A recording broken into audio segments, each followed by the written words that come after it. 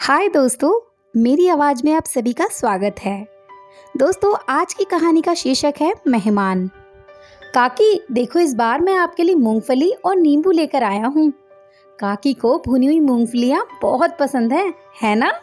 और नींबू का मीठा अचार आपके हाथ का हो तो क्या ही कहना। हाँ, इस बार पोस्टिंग होगी ना तो छोटी नहीं बड़े डिब्बे में भर के लेके जाऊंगा। उलझते हुए दिनेश ने कहा। हाँ बेटा, जितना चाहे ले जाना और भगवान करे तेरी पोस्टिंग इस बार जरूर हो जाए। आशीर्वाद देते हुए गायत्री जी ने बोली और तुरंत अपनी बहू निधि को बोला, बहू चाय नाश्ते का प्रबंध करो, सुबह से निकला है बच्चा, इसे भूख लगी होगी। निधि को जैसे ही पता चला कि गांव से फिर से मेहमान आया है, उसका पारा जोरों से चढ़ गया। उसे गुस्से में बड़बड़ाकर बर्तन पटकते हुए रसोई में काम करने लगी, जिसकी आवाज़ बाहर तक आ रही थी। गायत्री जी समझ गई थी कि बहू को दिनेश का आना पसंद नहीं आया। ऐसा पहली बार नहीं हुआ। जब से निधि शादी करके उस घर में आई थी, उसे गांव से आए मेहमानों का आना बिल्कुल पसंद नहीं। हर बार एक ही बात कहती, ये सब लोग अपना फायदा निकाल कर चले जाते हैं और हम यहाँ उनकी सेवा स्वागत करते रहते हैं। आपके मेहमान मेरी आफत बन जाते हैं। गायत्री जी के घर मेहमानों का आना जाना दरअसल रमेश बाबू और गायत्री जी कई सालों पहले गांव से शहर नौकरी और बच्चों की पढ़ाई के सिलसिले में आकर बस गए थे। गांव में खेती बाड़ी थी, इसलिए माँ बाबूजी वहीं रुके। अब जब भी कोई काम से शहर आता, उनके हाथों गेहूं, चना दाल, सब्जियां पहुंच जाती थी। गायत्री जी व्यवहार में खुशल थी। उनके मधुर व्यवहार के कारण गांव के कुछ बच्चे परीक्षा देने के लिए शहर पहुंचते तो वे उन्हीं के घर ठहरते। गायत्री जी भी सबका बहुत ध्यान रखती। इसका एक फायदा और भी था, रमेश बाबू की टूरिंग जॉब थी।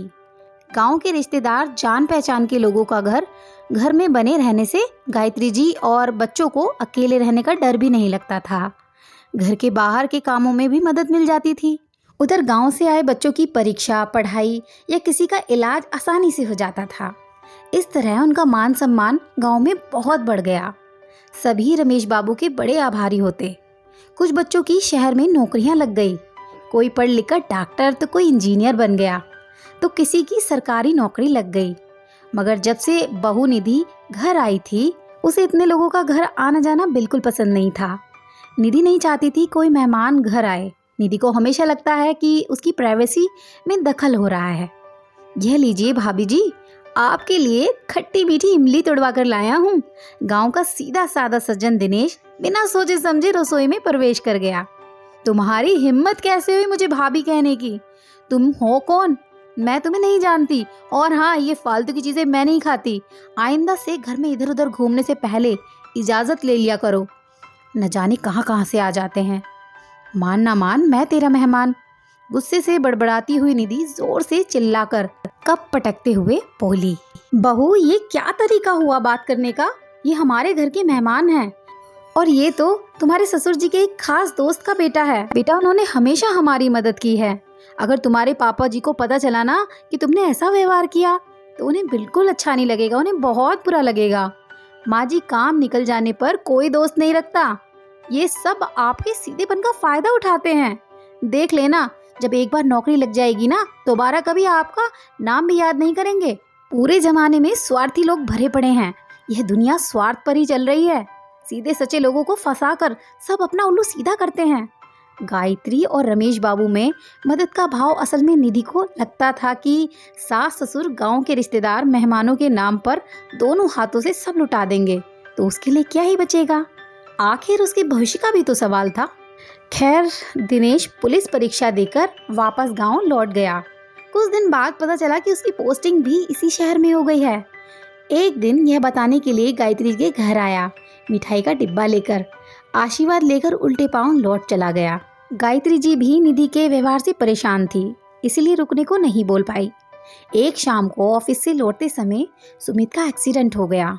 कार वाला उनकी स्कूटी को टक्कर देकर भाग रहा था। भीड़ में किसी ने नंबर नोट कर लिया और पुलिस को फोन कर दिया। इत्तेफाक से वहीं से निकल रहे दिनेश ने सुमित भैया को पहचान लिया और एम्बुलेंस से सीधा जिले अस्पताल पहुंचाया। पैरों पे कुछ चोटें लगी थी और एक हाथ में फ्रैक्चर हो गया। इसके बाद दिनेश ने घर पर फ़ोन करके सभी को इस बारे में जानकारी दी। कुछ ही देर में सभी अस्पताल पहुंचे।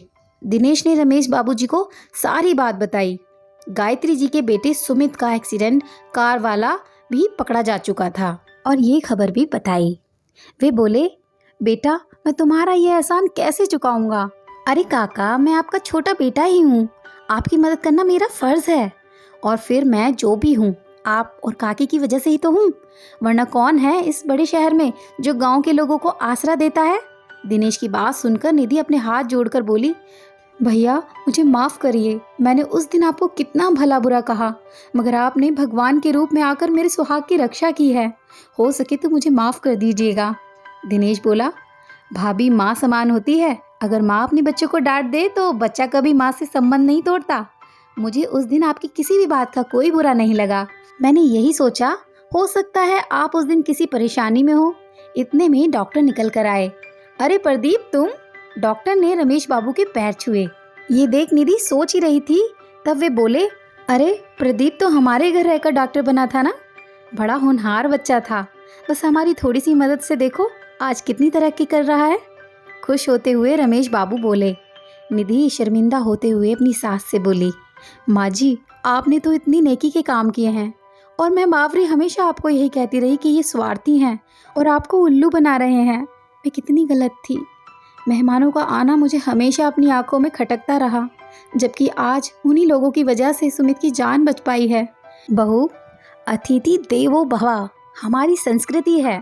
फिर अगर हमारी थोड़ी सी मदद से किसी के काम बन जाते हैं, ज़िंदगी संवर जाती है, तो हमें ज़रूर करना चाहिए। हर समय नफ़ा नुकसान के बारे में सोचकर परेशान होने से बेहतर है हमें लोगों की मदद करनी चाहिए। आपने बिल्कुल सही कहा, आगे से मैं घर आए मेहमानों का निरादर नहीं करूंगी। गायत्री जी अपनी बहू का बदला हुआ रूप देखकर बहुत खुश थी। दोस्तों, माना दुनिया स्वार्थी लोगों से भरी पड़ी है, मगर कुछ चंद अच्छे और ईमानदार लोगों की वजह से ये दुनिया चल रही है। ये हमें कभी नहीं भूलना चाहिए। दोस्तों, अगर इसी तरह दिन की शुरुआत किसी अच्छी सी प्यारी सी सीख वाली कहानी के साथ करना चाहते हैं तो जल्दी से चैनल को सब्सक्राइब कर लीजिए, क्योंकि हम रोज़ आपसे मिलने वाले हैं सुबह के 6 बजे। तो मिलते हैं अगली कहानी में कल सुबह 6 बजे। तब तक के लिए प्यारा सा अलविदा।